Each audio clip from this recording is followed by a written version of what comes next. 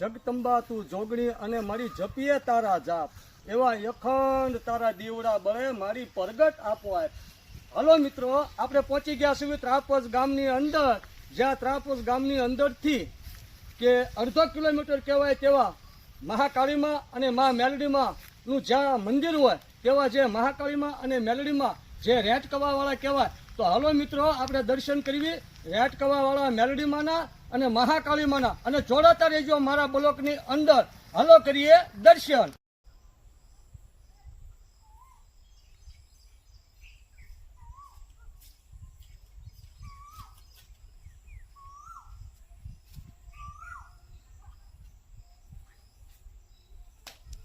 Hello મિત્રો, જય માતાજી. આપણે પહોંચી ગયા છીએ રેટ કવે, જ્યાં મેલડીમાં અને મહાકાળીમાં જ્યાં બિરાજમાન હોય.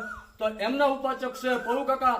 તો અહીંયા પૌ કાકાની પણ હાજરી છે. તો પૌ કાકા, જય માતાજી. જય માતાજી. આવો આવો. જય માતાજી. કેમ છે તબિયત પાણી? બસ શાંતિ છે માતાજી. જય માતાજી. જય માતાજી. હલો મિત્રો, હું પણ ત્રાપોસ વતનીનો છું, એટલે મને પૂરેપૂરો પૌ કાકાનો પરિચય છે કે આજથી 30, 35, 40 વર્ષ પહેલા જે દૂરદર્શન ઉપર જેમને પ્રોગ્રામ આપ્યા હોય, પોતે મોટા લેખક છે, એમ પણ કવિ છે અને સારા પણ એવા ગાયક છે કે અવારનવાર બિપિનભાઈ સઠિયાથી માંડીને મોટા મોટા કલાકારો સાથે જેમને પ્રોગ્રામ કર્યા છે, એવા પૌ કાકા આપણા મહાકાળીમાંના અને મેલડીમાંના ઉપાચક છે. તો આજ પૌ કાકાને આપણે કેવી કે કાકા, માતાજી વિશે, મેલડીમાં વિશે અને મહાકાળીમાં વિશે બે શબ્દ તમે અમને કાકા સંભળાવો. હવે હું તમને એની વાત કરું કે માતાજી આ કામરૂ દેશમાંથી આવ્યા. કામરૂ દેશમાંથી વાજે આવ્યા. દુષ્કાળ પડ્યો. ટૂંકમાંનો પરિચય કહું, વાર્તા બહુ મોટી છે, પણ ત્યાંથી આવ્યા દુષ્કાળ પડ્યો. આનું વર્ણન ઈશ્વરદાન ગઢવીએ પણ એની વાર્તામાં કરેલું છે. અને એ ત્યાંથી ટીમાણા આવ્યા અને ટીમાણાની અંદર વાદીએ ખેલ કર્યો અને નદી જીવતી કરી. ટૂંકની અંદર બે કાંઠે નદી આવી અને પછી તો ઠાકોર ટીમાણાના અને બે કાંઠે નદી આવી કે પણ એમ નહીં વાદી કે અહીંયા તો કે આંબા ઉગવા જોઈએ.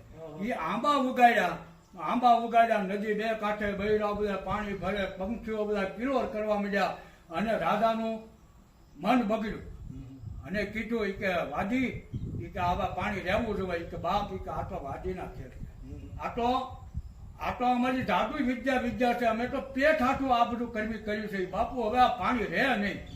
દીવાને વિચારો કર્યો અને રાધાએ એમ કહી વાદીનું માથું કાપી નાખ્યું અને ધરથી મસ્તક જુદું પડ્યું અને વાદળને વેર લીધો અને રાધાના કુંવરનું માથું કપાણું. ન્યાથી એમ કહી વાદળ પહોંચ્યા કંડો લઈને હાલતી થઈ. તખતગઢ ચોપડા આવી. તખતગઢ ચોપડા એની હારે એક છોકરો હતો અને છોકરાને બચાવવા હતું તખતગઢ ચોપડા એને કંડિયો મૂક્યો અને ત્યાંથી અમારા દાદા જેઠીબી દાદા અહીંયા માતાજીને કંડિયામાં લાવ્યા અને કંડિયા હેઠો ઉતાર્યો અને માતાજી પ્રગટ થયા અને કીધું તું મને લાવ્યો, હવે તું જ મને મારી અહીંયા સ્થાપના કરી જા. જો મારું નામ લે ને અને ક્યાં જો ગમે એવું દુઃખ જો ન મટી જાય તો હું માનજે હું કંડિયાની દેવું મેળી મહાકાળીની. આવો એના પ્રત્યેક એવા ઘણા પરચા છે અને પછી દાદાએ પણ ઘણા પરચા આપ્યા છે. પાછો મેં તમને ટૂંકમાં પરિચય. અને મનથી જો કોઈ માનતા કરે, અહીંયા આવે એની મનથી માનતા કરે અને જો માનતા પરિપૂર્ણ થઈ જાય એવી મા ભગવતી મેળી મહાકાળી દાદાને વચન આપ્યા. અને એની હારે એમ કે પછી મને આનો બાણાધાર્ય બનાવ્યા. પછી એને કીધું કે ભાઈ હવે તો કે મેં જેઠીબી દાદાને વચન આપ્યું છે, તું મોર અને હું વાહે. એના નામનું ટોટેશ્વર મહાદેવ મંદિર બન્યું અને કસ્તુરગીરી બાપુ અને બધા સંતો 5 સંતોની હાજરીમાં આશીર્વાદ આપ્યા અને અહીંયા પંચદેવની સ્થાપના છે. બોલ મેલડીમાં માત કી. તો આપણે કાકા એ ભોળાનાથના તો દર્શન કરવા છે, શિવજીના દર્શન કરવાનું છે, પણ મેં એવું સાંભળ્યું છે કે આપ સરસ મજાના ગરબા ગાવશો અને તમને એમાંથી મહાકાળીમાંનો અને મેલડીમાંનો જે પ્રિય ગરબો હોય, જે તમને ગમતો ગરબો હોય, તો બે કડી અમને સંભળાવો.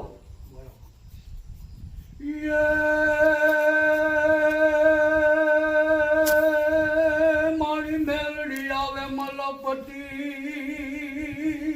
રે અનવળિયન ગળે જોને એકાવન હાથ આ તો ગોહિર કુળમાં પૂજાય માં મેલડી અરે રે એના દુઃખ દરિદ્ર ભાંગી જાય કાળી તું માં પાવા વાળી સાધનાની દેવી તું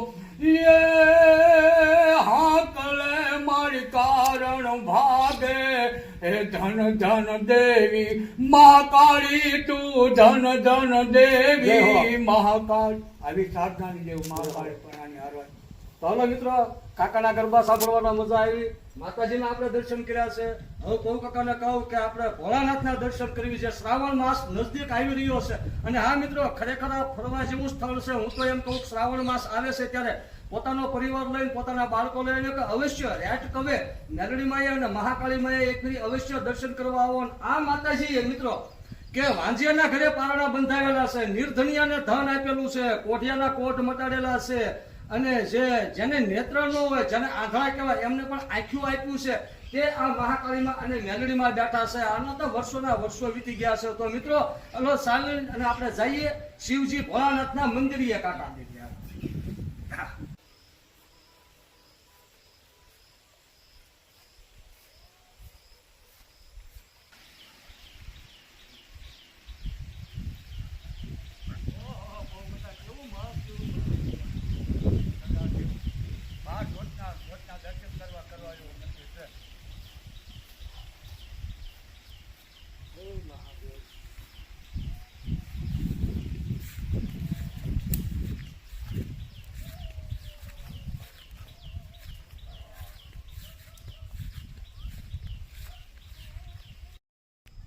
તો કાકા આ શિવલિંગ આપણે છે એ કેટલા સમયથી છે અને કેટલી એની ઉપરથી પેઢીઓ વહી ગઈ છે, એ તમને એની વિશે કઈ પણ ખબર હોય તો મને ખાલી જણાવો.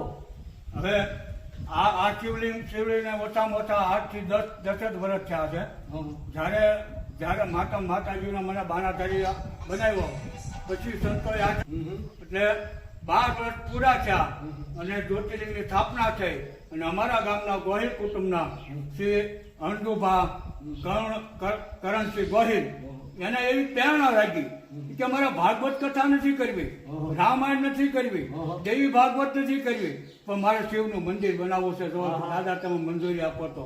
અને એના સમર્થ છે અંડુભા કરણસિંહ ગોહિલના સમર્થ છે આખું મંદિર એના ખર્ચે ઊભું કરવામાં આવ્યું અને એનું જ્યોતેશ્વર મહાદેવ એટલે 12 જ્યોતિર્લિંગના દર્શન કરવા સમાન એનું નામ જ્યોતેશ્વર મહાદેવ. એક જ શિવલિંગના દર્શન કરો તો 12 જ્યોતિર્લિંગના દર્શન થઈ જાય. આવવાનું મહત્વ છે. તો કાકા ભોળાનાથ વિશે આપણને કઈ સંગ બંક આવડતો હોય તો કઈ સંભળાવો. પણ શિવ હર હર તો ગંગાધર તો અજર અમર પટ ઉજવણ કરતો અરે અલખ નિરંજન ધોમ ભજન તું ચરણ કમળ માં શીશ ધરું જય જય જય મહાદેવ ભોળા ચરણ કમળ માં શીશ ધરું દાદા ચરણ કમળ માં શીશ ધરું. હવે આયા આપણે મિત્રો મેલડીમાના દર્શન કર્યા, મહાકાળીમાના દર્શન કર્યા, ભોળાનાથના દર્શન કર્યા. તો કાકા હવે આ સિવાયનું અહીંયા કોઈ સ્થળ કોઈ સ્થાન ખરું? આ એક પીઠ દાદા છે અમારે જમીનમાં આબુદ છે એના હું તમને દર્શન કરાવું. તો હવે મિત્રો જોડાતા રહો મારા બ્લોકની અંદર અને હવે જઈશું આપણે પીર બાપુના દર્શન કરવા.